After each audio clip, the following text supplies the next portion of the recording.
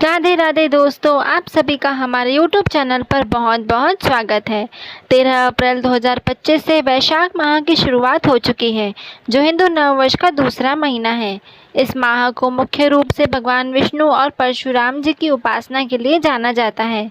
मान्यता है कि वैशाख माह में पूजा पाठ व उपवास रखने से जीवन में सुख समृद्धि व खुशियों का वास होता है।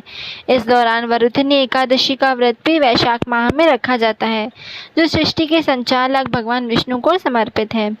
एकादशी तिथि पर प्रभु की उपासना और उपवास रखने से साधक के बड़े से बड़े दुखों का निवारण व पाप से मुक्ति प्राप्त होती है। तो ऐसे में आइए हम सभी जानते हैं कि साल 2025 में किस दिन रखा जाएगा वरुथनी एकादशी का व्रत।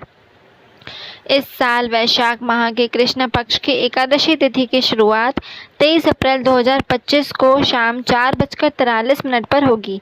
इसका समापन 24 अप्रैल को दोपहर 2:32 पर होगा। ऐसे में 24 अप्रैल 2025 को ही वरुथनी एकादशी का व्रत रखा जाएगा। व्रत का पारण समय पंचांग के मुताबिक वरुथनी एकादशी व्रत का पारण 25 अप्रैल 2025 को किया जाएगा।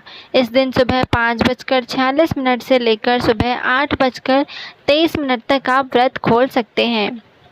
शुभ योग 24 अप्रैल 2025 को वरुथनी एकादशी के दिन सतभिषा नक्षत्र का योग बन रहेगा, जो सुबह 10:50 तक है।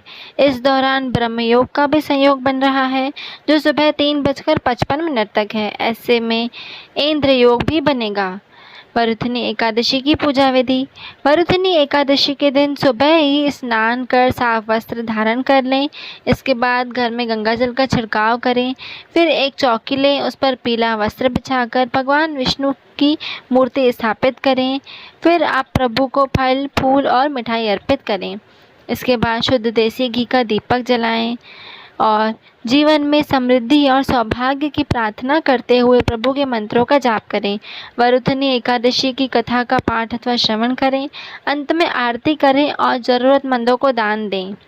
वरुथनी एकादशी के दिन क्या दान करना चाहिए? वरुथनी एकादशी के दिन ज़रूरतमंदों लोगों व गरीबों को अन्न, भोजन, फल व सामर्थ्य अनुसार धन का दान करना चाहिए।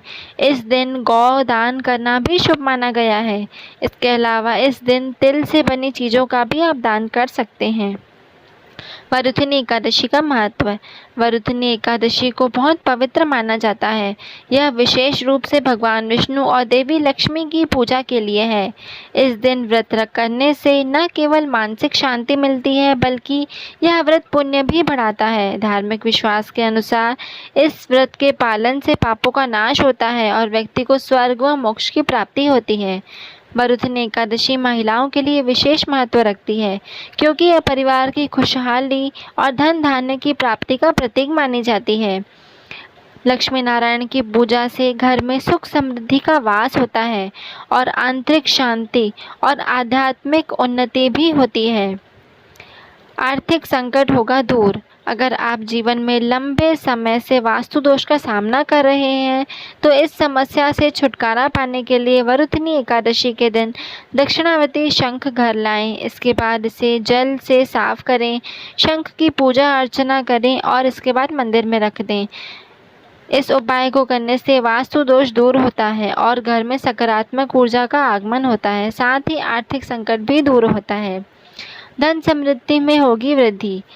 तांबे से बना हुआ कछुआ आप घर में रख सकते हैं। धार्मिक मान्यता के अनुसार वरुथनी एकादशी के दिन घर में तांबे से बना हुआ कछुआ लाने से शुभ फलों की प्राप्ति होती है और साथ ही धन समृद्धि में भी वृद्धि होती है।